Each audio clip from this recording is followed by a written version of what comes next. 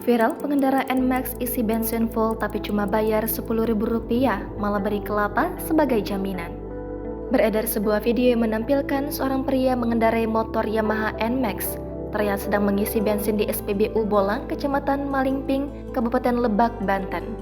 Dilansir tribunwow.com, pria tersebut mengisi bensin sampai full. Momen tersebut diabadikan oleh seseorang dari dalam mobil dan diunggah di Instagram @terang_media pada Selasa 2 Mei.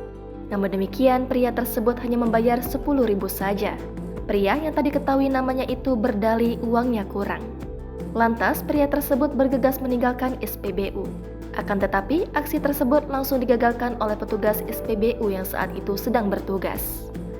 Pengendara NMAX tersebut sempat berdebat dengan petugas SPBU.